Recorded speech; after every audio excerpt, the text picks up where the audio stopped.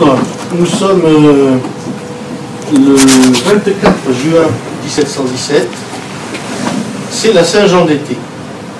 La Saint-Jean d'été, c'est un moment très important dans la vie de la cité londonienne. La Saint-Jean d'été, la Saint-Jean-Baptiste, c'est jour de fête. Fête très importante dans le calendrier chrétien. Il faut savoir qu'à l'époque, Noël n'est pas fêté comme aujourd'hui. Des véritables fêtes, celles où on fait des feux, ce sont les fêtes des solstices, les deux Saint-Jean, Saint-Jean d'été et Saint-Jean d'hiver. Donc en fait, dans cette Londres de 1717, ce 24 juin, les rues grouillent de monde. Et la fête se fait partout. Dans cette foule se trouve un homme qui semble plus pressé que les autres. Cet homme a environ 45 ans. Il porte perruque.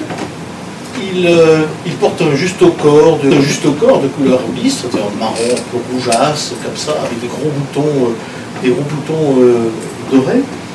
Et c'est un habit qui est un habit déjà un peu vieux, qui le pose comme gentleman, mais gentleman qui n'est pas très fortuné, mais gentleman tout de même. L'homme marche le long de la Ludgate Street, c'est-à-dire, vous savez, dans ces portes occidentales qui mènent à la City.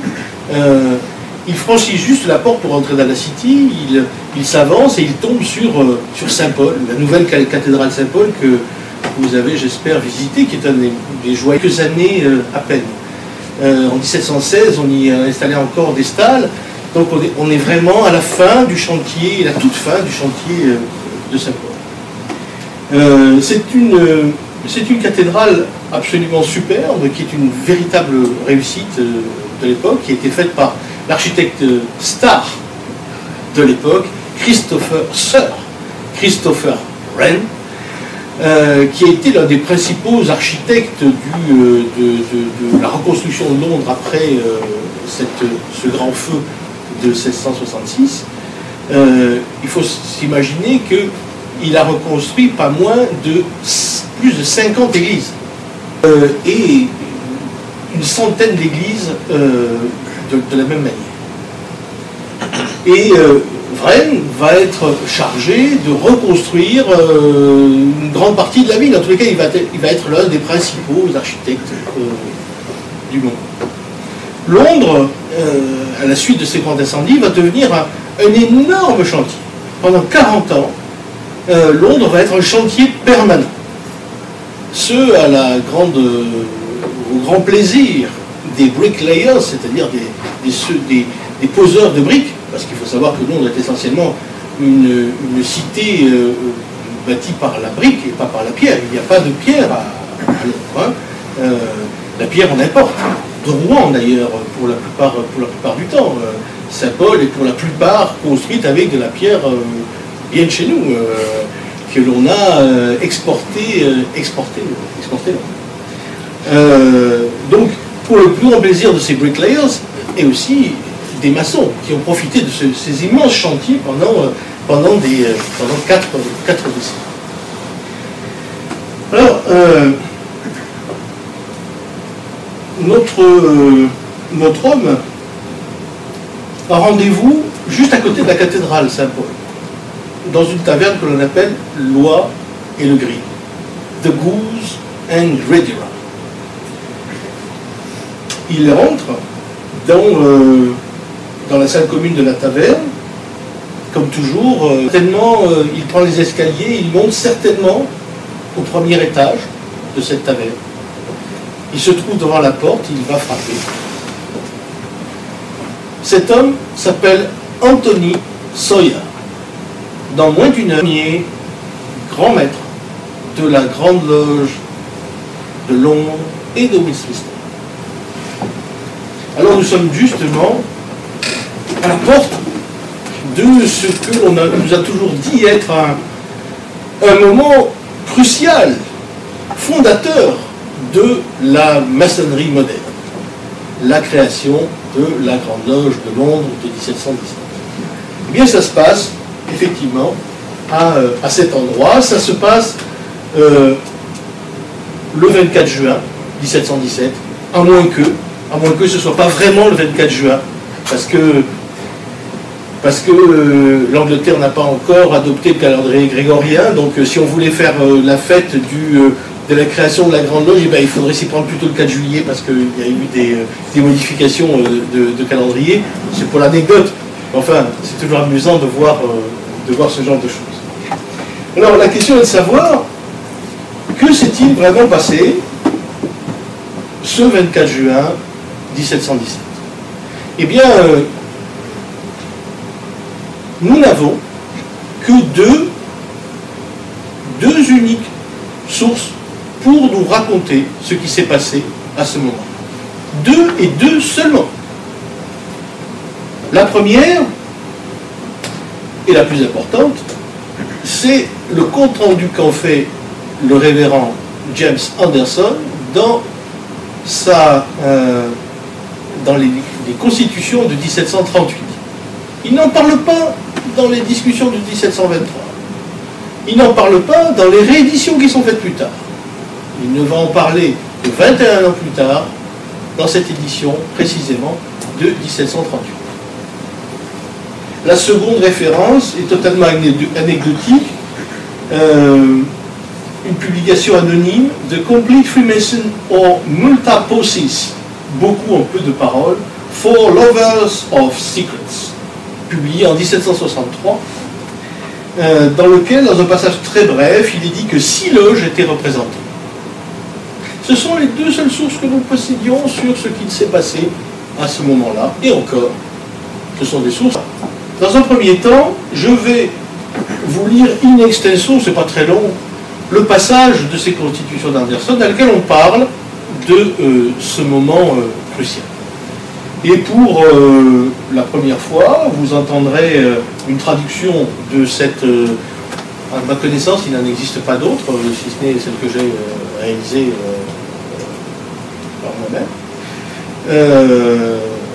Et ensuite de ça, nous la reprendrons tout doucement en essayant de mieux la comprendre et de l'éclairer par ici ou par là. Donc, qu'est-il dit dans ce livre des Constitutions de 1738? Le roi Georges Ier entra dans Londres le 20 septembre 1714. Et après que la rébellion fut terminée, l'anno Domini 1716, les quelques loges de Londres, se trouvant elles-mêmes négligées, pensèrent qu'il était bon de s'unir et d'avoir un grand maître comme centre d'union et d'harmonie. Voici les loges qui se réunissent. Première loge. À The Goose and Gridiron, à Loire Pilgrim, brasserie à Saint Paul Churchyard. Deuxième loge. À The Crown, à la Couronne, brasserie à Parker's Lane, près de Drury Lane.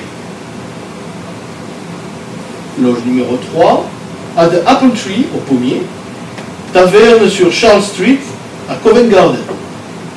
Quatrième loge, à The Rummer and Grape, à la Coupe et au Raisin, taverne sur Channel Road, à Westminster. Celle-ci et quelques autres anciens frères se réunirent à la dite Apple Tree, et ayant porté en chair le plus ancien maître maçon, aujourd'hui maître de loge, ils constituèrent eux-mêmes une grande loge pro-temporelle en due forme et dans les meilleurs délais ranimèrent la conférence trimestrielle des officiers de loge et décidèrent de tenir assemblée annuelle et fête ensuite de choisir un grand maître parmi eux jusqu'à ce qu'ils aient l'honneur d'avoir un frère noble à leur tête. En conséquence, le jour de la Saint-Jean-Baptiste, la 3e année du roi Georges Ier, anno Domini 1717, l'assemblée et fête des maçons francs et acceptés était tenue à la précitée brasserie Goose and Gridiron. Avant le dîner, le plus ancien maître en chair proposa une liste de candidats appropriés, et les frères élirent à une majorité de mains levées M. Anthony Sawyer, gentleman, grand maître des maçons, M. Jacob Lambert, charpentier, et le capitaine Joseph Elliott furent grands surveillants. Ce qui fut, et ils furent dans le meilleur délai, investis avec les insignes de l'office et le pouvoir par le dit plus ancien maître Stanley. Ils furent félicités par l'Assemblée qui lui rendit hommage. Seyer, grand maître, commanda au maître surveillant des loges de se réunir avec les grands officiers chaque trimestre en conférence à l'endroit qui leur désignera dans la convocation envoyée par le tuile. Voilà les seules choses que nous connaissions sur ce qui s'est passé dans ce moment d'ici crucial de constitution de cette grande. Alors évidemment, nous ne pouvons pas prendre tout ce qui est dit par Anderson comme argent comptant. Parce que Anderson d'ailleurs, Anderson n'est que la plume de Jean-Théophile Desaguliers. Anderson n'est qu'un scribe. Il n'est auteur de rien. Il a toujours été missionné. Il a, de la même manière, s'il dit cela, c'est parce qu'on le lui a soufflé. Et comme toujours, pour avoir un petit peu étudié les écrits qui sortent à ce moment-là, on sait que on ne dit que ce que l'on veut bien dire. Et on transforme de manière à ce que ça fasse bien. D'ailleurs, l'ensemble des constitutions d'Anderson sont de belles histoires que l'on a repris, que l'on a réadaptées et que l'on a essayé de s'approprier, n'est-ce pas? Parce que là-dedans, nous avons beaucoup de cela. Cette grande loge essaie de tout faire pour se réapproprier tous les éléments maçonniques qui pouvaient exister à l'époque. Donc, on ne va pas rentrer dans une étude systématique, on ne va pas rentrer dans le détail du détail, mais il est bon de pouvoir comprendre ce qui nous est dit et le décrypter un petit peu.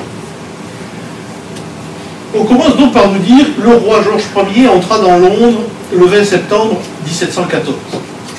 Alors ça c'est très clair, ça c'est pour bien montrer l'allégeance de la Grande Loge au souverain de l'époque. Il faut savoir que nous sommes dans une nouvelle dynastie, la dynastie hanovrienne, qui vient juste d'arriver, qui a été remis en cause par beaucoup de gens, n'est-ce pas? Parce que il faut savoir que Georges Ier, qui habitait ce qui est aujourd'hui l'Allemagne, ne parlait pas un mot d'anglais. Il a été choisi là-bas comme ça, il est arrivé, ça l'ennuyait bien parce qu'il avait envie de faire bien d'autres choses, mais bon, c'était la seule manière de pouvoir perpétuer une couronne anglaise qui soit protestante et surtout pas catholique. Donc c'est cela dont on parle ici. On veut bien montrer son allégeance à la nouvelle dynastie. Et après que la rébellion fut terminée, c'est-à-dire que ça continue dans ce que je suis en train de dire, la rébellion en question, ce sont celles des Stuarts, hein, quand ils ont justement à la fois refusé, tout fait pour refuser l'acte d'union entre l'Écosse et l'Angleterre, et donc la disparition du Parlement écossais, mais aussi le fait que ils ne soient pas pressentis comme ce qu'ils auraient dû être, c'est-à-dire les nouveaux prétendants. Voilà, donc on a maté cette rébellion. L'histoire de tout cela, nous demanderons à nos frères. L'important là-dedans à voir, c'est que on fait allégeance à la nouvelle dynastie et on montre bien qu'on n'est pas du tout avec tous ceux qui ont fomenté ces rébellions qu'il y avait, qu'il y a pu y avoir. Anno Domini 1716. Eh bien oui, il y a eu une loge, une tenue qui s'est réunie l'année précédente. On ne sait pas exactement à quel moment. On sait que ça s'est tenu à l'auberge de Apple and Tree, mais on ne sait pas exactement quand. Et c'est en fait à ce moment-là, un an plus tôt, que à peu près tout s'est décidé. la réunion de 1717 n'est-elle qu'une élire, enfin, le grand maître. Mais c'est dans cette réunion de 1716 que tout s'est passé préalablement. Les quelques loges de Londres se trouvant elles-mêmes négligées par Sir Christopher Wren. Alors ça, c'est... il se trouve, nous sommes... ces constitutions paraissent en 1738. Les précédentes constitutions, avant le décès de Christopher Wren, qui décède en 1723 aussi. C'est-à-dire qu'en 1723, on ne pouvait pas dire que Wren était en train de délaisser les maçons, puisqu'il était encore là, encore vivant. Mais dès qu'il est mort, eh bien, l'une des raisons que l'on évoque pour dire, pour expliquer cette réunion de maçons en grande loge est le fait que Christopher Wren ait délaissé les maçons. Ce qui est certainement vrai, c'est que après ce grand chantier dont nous parlions de construction à peu près partout, eh bien nous sommes maintenant dans une vague qui est en train de redescendre. Il y a moins de travail, bien évidemment, il y a moins de travail. Mais pour autant, on ne peut pas accuser Wren lui-même de quoi que ce soit à ce niveau-là. D'abord parce que Wren a été adopté par la Fraternity of Accepted Masons le 18 mai 1691, donc il fait partie de ces maçons dont on parle, et il a été mentionné comme Master of the Lodge de la Goose and Ready Run. Donc, aurait-il réellement négligé les maçons? En tous les cas, on peut se poser la question de savoir s'il ne s'agit pas d'une bonne excuse.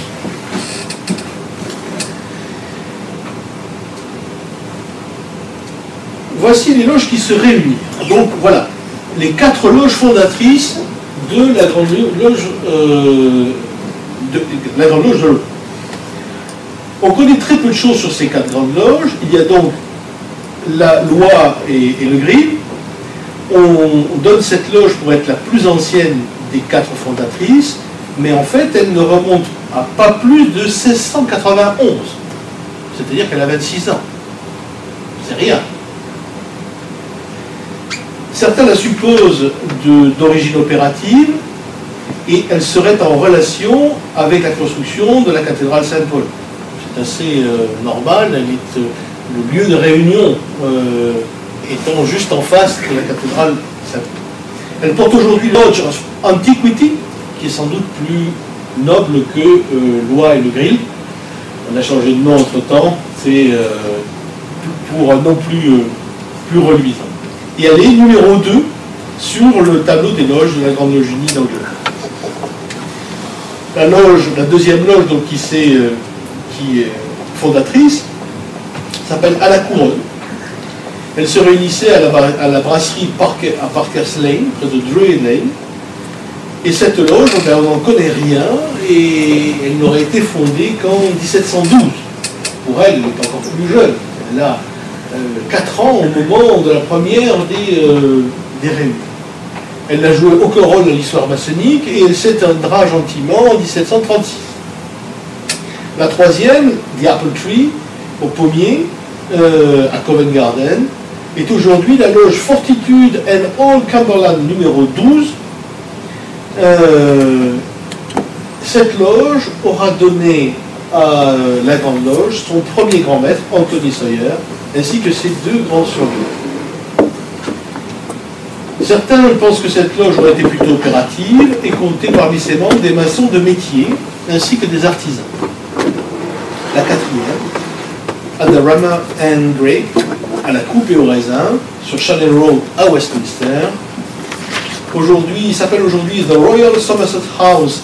Et la date de création est inconnue, mais la Pines List of Lodge de 1729 la donne comme une création donne sa date de création entre 1712 et 1716. Pour elle aussi, elle est toute récente et toute jeune. Contrairement aux autres loges, celle-ci est composée d'une majorité de maçons acceptés, dont 10 noms. Elle a donné à la Grande Loge son 2e, son 3e et son 4e grand maître. Pour une loge qui vient d'arriver, qui est constituée depuis 4 ans simplement, elle a pris beaucoup de pouvoir. C'est la loge de Désaguliers. Et c'est sans doute à elle que la Grande Loge doit son essor, l'essor qu'elle a pu connaître. Les 3 premières loges comptent environ une vingtaine de membres chacune. La 4e en comptait plus de 70. Tout cela pour essayer de poser un petit peu les différents acteurs et de voir qui a pu avoir quelle influence. On voit qu'il s'agit de loges qui ne sont pas si anciennes que ça. La plus ancienne a 26 ans, c'est-à-dire rien. Les autres viennent d'être constituées il y a quelques années. Et ce sont elles qui vont former cette grande loge. Je vais passer sur les conférences trimestrielles, on ne sait pas d'où ça sort. Je vais passer sous l'assemblée, la fête annuelle, etc. Pour arriver en conséquence, l'assemblée et fête des francs-maçons et acceptée était tenue par la précitée brasserie Goose and Gridiron. Alors, le moment est voulu de parler un peu plus de cette brasserie. Je dis bien brasserie parce qu'il s'agit d'une ale house, c'est-à-dire d'un endroit où on boit de la bière. Il existe certains ont sans doute vu les fameuses gravures de Hogarth qui montrent Beer Lane and Gin Lane, Beer Street and Gin Lane, où il montre dans Beer Street, sur la gravure, vous avez des gens qui sont gays, qui rigolent, qui s'amusent, c'est la fête partout et tout le monde a l'air très très gai, très très amusant, on boit de la bière, on est chez les gens bien. Et puis il y a Gin Lane où là les gens sont complètement écrasés par terre, dans la misère, visiblement ils ont bu plus que de mesure. Nous sommes dans 2 mondes différents. Donc une brasserie, ce qu'on appelle aujourd'hui une brasserie, mais nous on le voit avec notre sentiment de brasserie, mais on n'est pas très très loin de tout ça, parce que en fait à cette époque les tavernes sont des endroits très importants de la vie sociale de Londres. D'abord simplement pour quelque chose d'assez basique, en hiver, le chauffage. C'est tout bête, mais simplement pour se faire à manger chez soi, il va falloir allumer le poêle, il va falloir... on va dépenser beaucoup d'argent pour tout ça. Alors qu'il faut passer du temps, si on est seul ou avec quelques amis, on n'a pas à chauffer toute la maison, rien que pour ça. Et puis c'est un lieu où on se retrouve, mais c'est un lieu aussi où on donne ses rendez-vous professionnels. C'est un lieu où se tient la justice, le juge de paix. Le juge de paix se tient à cet endroit-là. C'est un lieu où on résout plein de choses. C'est un lieu où on se réunit pour à peu près n'importe quelle raison, dont celle des clubs. Nous aurons l'occasion sans doute un autre jour de parler un peu plus à profond de la club mania des Anglais. Elle est capitale à connaître pour ce qu'est aujourd'hui notre franc-maçonnerie. Bref, ces tavernes sont des lieux très importants et donc, bien évidemment, c'est là que vont se réunir les loges de francs-maçons, bien évidemment.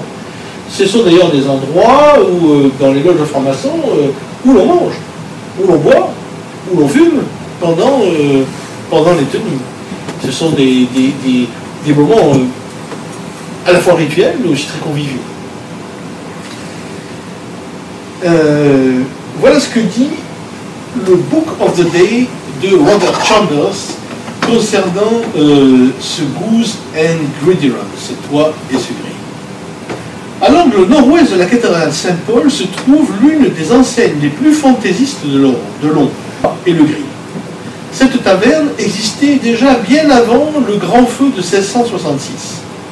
Elle était en ce temps appelée la Mitra. Elle est devenue célèbre grâce aux concerts qu'on y donnait et qui donnait la Société des musiciens.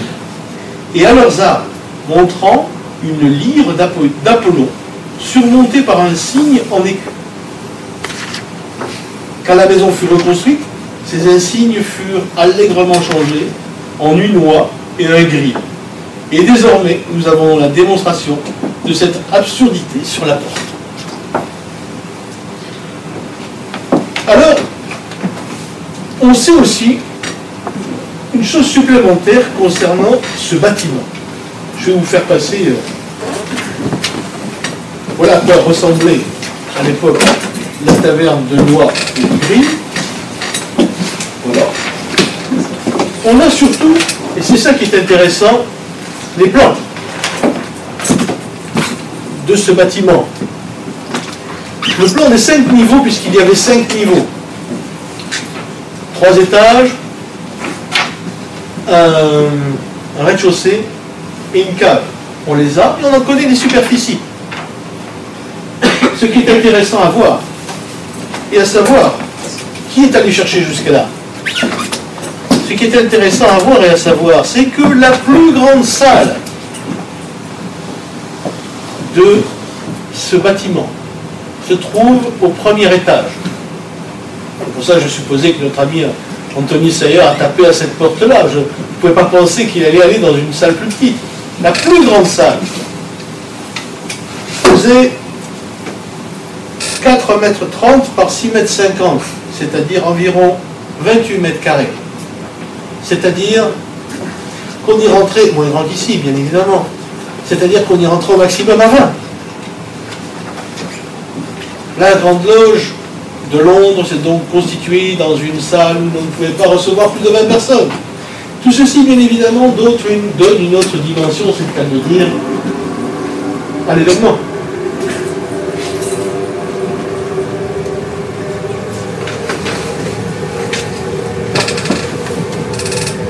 Avant de dîner, le dîner le plus ancien maître, aujourd'hui maître en loge, proposait une liste de candidats appropriés.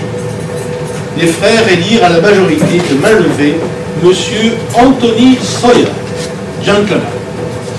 Voici donc notre Anthony Sawyer, gentleman, élu premier grand maître de la première grande loge de Londres.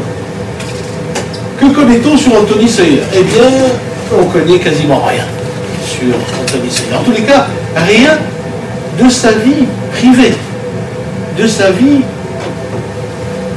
intime, de son travail, de ce qu'il faisait. Les seuls éléments que l'on a, on sait effectivement qu'il est né en 1672 et mort en 1742. On sait simplement donc qu'il a été élu grand maître, qu'il a été nommé deuxième grand surveillant en 1719, 2 ans plus tard. On subodore qu'il comble un vide, n'est-ce pas? À ce moment-là, des aiguillés n'est pas encore arrivé. Nous trouvons son nom parmi les membres de la All King's Arm Lodge numéro 28 à Londres. Et il en sera tuileur jusqu'à la fin de sa vie. Il faut savoir que le tuileur à cette époque, c'est un tuileur effectif, c'est pas non, non, il y a vraiment un tuileur qui est derrière, c'est pas un fou, il y a un vrai tuileur derrière, et il n'est pas chargé que de cela, comme on l'a dit tout à l'heure, il envoie les convocations. Et envoyer les convocations à l'époque, c'est pas, il les amène pas à la poste, il n'envoie pas par internet, hein, il va les porter. Parce que c'est comme ça que ça se passe. Il n'y a pas encore les postes comme on les a aujourd'hui. Il se charge de ça. Parce que je vous rappelle qu'il est payé. Absolument. Absolument. Il est tout à fait payé. Et c'est pour ça qu'il fait encore partie aujourd'hui des officiers qui sont normalement élus.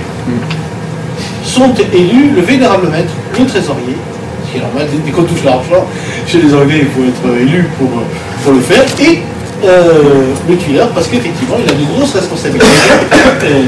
Pareil. Nous sommes aussi, intéressant, qu'il fut publiquement réprimandé le 28 août 1730 pour avoir pris part à des réunions irrégulières de maçons mécontents, contestant l'autorité de la Grande Loge. C'est-à-dire 13 ans plus tard, eh bien, le même premier grand maître ne sera pas tout à fait content avec ce qui est en train de se passer. Nous savons aussi qu'il se trouva souvent en situation difficile et qu'il demanda la charité à la All King's Arms Lodge le 21 novembre 1724, puis le 21 avril 1730 et le 17 avril 1741. Il recevra l'appui de cette loge le 2 février 1736, le 3 mars 1740. Sa mort est enregistrée dans le compte rendu de la All King's Arms Lodge le 6 janvier 1742. Alors, il est très étonnant qu'on connaisse quelque chose sur Anthony Sayer. Ce qui est d'ordre maçonnique, on en a fait le tour. Mais sur sa vie lui-même, sur ce qu'il est, eh bien, on ne sait pas si vraiment tout le monde a cherché.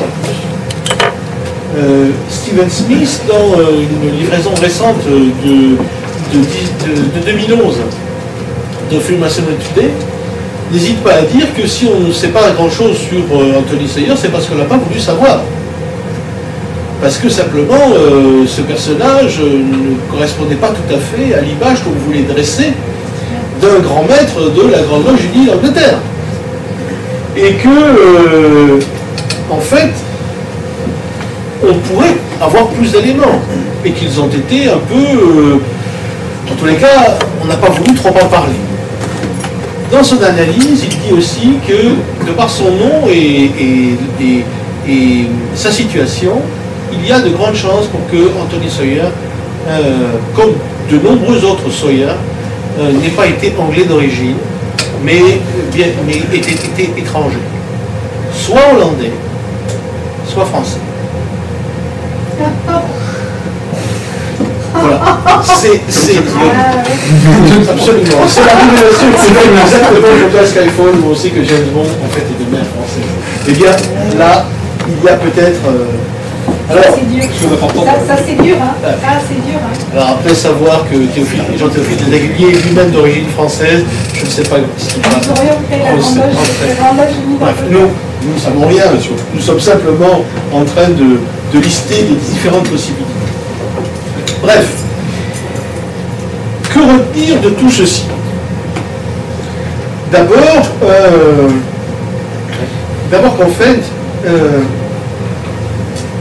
la seule chose vraiment fondamentale qui se soit passée en 1717, et ça c'est une vraie chose fondamentale, c'est l'invention du concept de Grande Loge. Jusqu'à présent, partout dans les pays anglo-saxons, nous avons des loges libres qui peuvent tout à fait, qui souscrivent à des règlements généraux. Déjà en 1598, William Shaw, qui, au nom du roi, émet des règlements pour le métier. Mais les loges sont toutes indépendantes. Il n'y a pas de grande loge. Le concept de grande loge arrive à ce moment. Alors, ce qu'il faut voir aussi, c'est que quand on dit nous, grande loge, on voit tout ce que ça veut dire avec 300 ans d'existence. Mais à ce moment-là, c'est pas ça nécessairement dont on veut parler. À ce moment-là, on n'a pas encore des tabliers de toutes les couleurs, on n'a pas encore des gens qui s'écharpent pour... on n'a pas de tout ça. Mais on a un concept qui arrive, qui est de se dire, eh bien, comment arriver à peser plus, comment arriver à exister plus, eh bien, on se met ensemble, à la limite même, on va créer des corps, des loges qui sont là depuis quelques années, et on va en tous les cas dire qu'on est une grande loge. Et c'est ce concept-là, en fait, qui est vraiment le reste de la création de la maçonnerie moderne telle qu'on l'entend aujourd'hui, tout cela c'est plus tardif. Tout ça, ça vient avec Jean-Théophile Desaiguliers. C'est lui qui va réellement forger la maçonnerie telle que nous la connaissons. Mais ce qui se passe à ce moment-là, c'est ça. C'est ce concept de Grande Loge qui est mis en place. Voilà. Je vais m'arrêter là parce que le temps tourne. Et si nous voulons répondre